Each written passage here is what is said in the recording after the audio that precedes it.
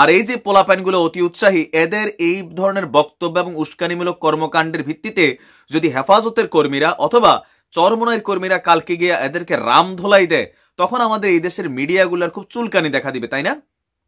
রামধোলাই দেওয়া উচিত না, বাট ওই রামধোলাই যেহেতু দেওয়ার সুযোগ না হয়, আইন শৃঙ্খলা বাহিনীর উচিত এদেরকে খুঁজে খুঁজে ভিডিও ফুটেজ দেখে অ্যারেস্ট করা। কারণ এরা ভারতের পয়সায় লালিত পালিত কিছু হারামজাদা, যেগুলো বাংলার জমিনে এখন বাংলাদেশের ভিতরে মুসলমান এবং হিন্দুদের ভিতরে একটা উস্কানিমূলক কর্মকাণ্ড লাগানোর চেষ্টা করছে। সালামু আলাইকুম, আমি নাইম দক্ষিণ কোরিয়া থেকে সবাইকে স্বাগত জানাচ্ছি আমার ইউটিউব চ্যানেল নাইমিলিতে। যদি ভালো লাগে তাহলে সাবস্ক্রাইব, আর যদি ভালো না লাগে দেখতে থাকুন, দেখতে দেখতে ভালো লাগা ভালোবাসা হয়ে যাবে ইনশাআল্লাহ। দর্শক, একটা ভিডিও গত 2 দিন ধরে ফেসবুকে খুব ভাইরাল।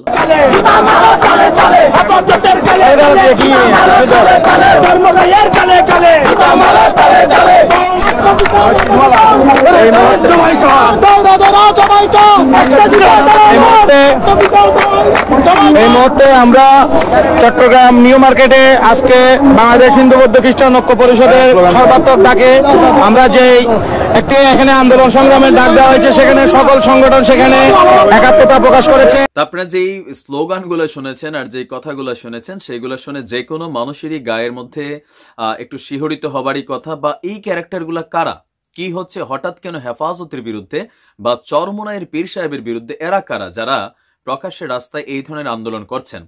তথ্যপাত্র ঘাটতে ঘাটতে দেখা গেল যে এরা হচ্ছে বাংলাদেশ হিন্দু বৌদ্ধ খ্রিস্টান ঐক্য পরিষদের কিছু কর্মী। এখন আসলে কেন হঠাৎ করে এই আন্দোলনটা, তাই না? তথ্যসূত্র অনুযায়ী আপনার লালমনিরহাটে আপনাদের খেয়াল থাকার কথা যে কি বলা হয়, যে একটা গুজবের ভিত্তিতে আমাদের একজন ভাইকে কিন্তু আগুনে পুড়িয়ে হত্যা করা হয়েছিল। তবে সেই ভাই কিন্তু মুসলমান ছিলেন, হিন্দু না, নাম্বার 1। নাম্বার 2, এর পরের দিন কুমিল্লার মুরাদনগরের কুরবানপুর এবং আন্দিকোট এলাকায় আপনার প্রথমে 2 জন শিক্ষক, শঙ্কর সহ আরো একজন কি জানি নাম ভুলে গেছে, নিখিল সম্ভবত, এরা ফেসবুকে ফ্রান্সকে সমর্থন করে 2টা পোস্ট দেওয়ার পরে এলাকাবাসী যখন এদের বিরুদ্ধে বিক্ষোভ প্রদর্শন করে, আইন শৃঙ্খলা বাহিনী তাদেরকে কিন্তু গ্রেপ্তার করে। বাট এর পরের দিনই আপনার কি বলা হয় যে আসলে ভুল আরেকটা গুজবে ওই এলাকার চেয়ারম্যানের বাড়ি ঘরে ভাঙচুর করা হয়। আর আমাদের প্রশাসন সেটার বিরুদ্ধে মামলা করেছে, সেটার বিরুদ্ধে ধরপাকড় চলছে। আর আমরা বাংলাদেশের মুসলমান সচেতন মুসলিম হিসেবে সেটার প্রতিবাদ করেছি। আমরা কিন্তু আমাদের এই কাজগুলোকে যারা করেছেন সাপোর্ট করি নাই। তাহলে প্রশ্ন আসলো যে এই বিষয়টা নিয়ে কেন আন্দোলন? আন্দোলনটা হচ্ছে এই কারণে, আপনার গত 7 নভেম্বর সকাল 10:45টায় চট্টগ্রাম নগরীর নিউ মার্কেট মোড় এলাকায় বাংলাদেশ হিন্দু বৌদ্ধ খ্রিস্টান ঐক্য পরিষদের আহ্বানে জাতীয় সংখ্যালঘু কমিশন গঠনের জন্য তারা একটা গণ অবস্থান কর্মসূচি নিয়েছেন।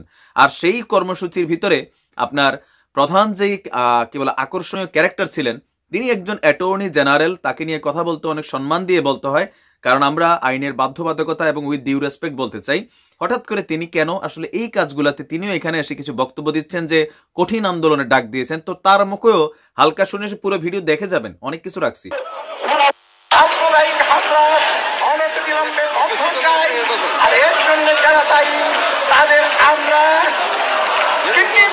মাধ্যমে সরকার তাদেরকে কঠোর শাস্তি দিয়ে এটি চাই। যদি সরকার আমাদের দাবিগুলো মানতে রাজি না হন, কঠিন থেকে কঠিনতর কর্মসূচি আমি আপনাদেরকে সামনে রেখে বলতে চাই। এই আন্দোলনের যে স্লোগান ছিল, ধর্ম যার যার রাষ্ট্র সবার। হ্যাঁ, আপনার ধর্ম আপনি পালন করছেন।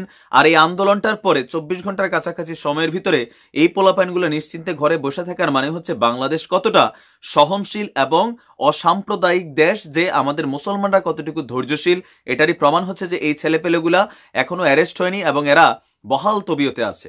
তো এদের এই আন্দোলনের পক্ষে আসলে কারা মদত দিচ্ছে আপনাদের খেয়াল থাকার কথা। আমি একটা ভিডিও করেছিলাম যে ভারতের একজন কেন্দ্রীয় সাবেক মন্ত্রী সুব্রামানিয়াম স্বামী, তিনি কিন্তু কুমিল্লার মুরাদনগরের এই ঘটনায় বাংলাদেশে ভারতের সৈন্য পর্যন্ত পাঠানোর জন্য হুমকি দিয়েছেন। জুতা মেরে এসব মন্ত্রীদের দাঁত ভেঙে দেওয়া উচিত।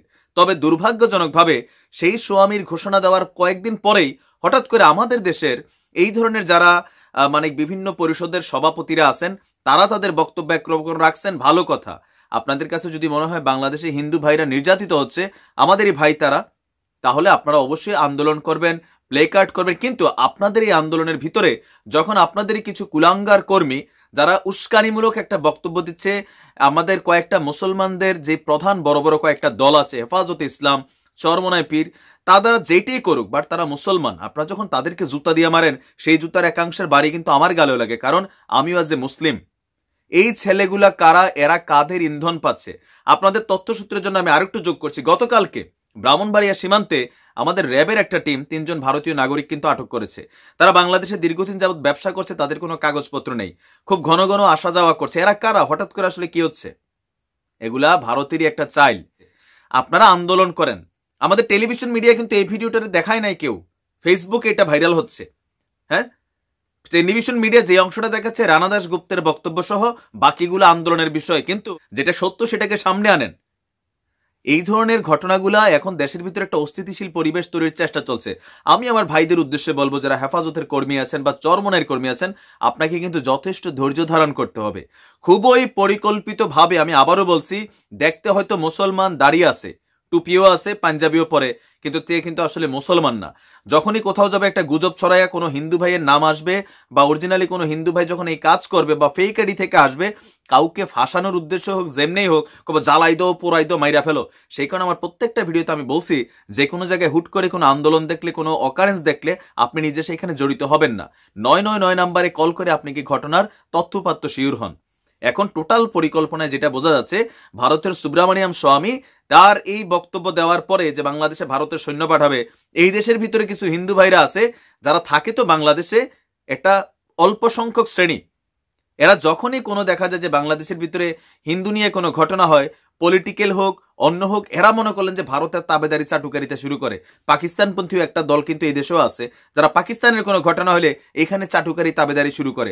এটা একদম আসলে মানে সহ্য করার মতো না। এই মুহূর্তে বাংলাদেশ বিশ্বের যে কয়েকটা দেশে মুসলমান এবং হিন্দুরা পাশাপাশি বসবাস করছে, Bangladesh one of the most আপনার একটা কান্ট্রি যেখানে সাম্প্রদায়িক সম্প্রীতি বজায় ছিল।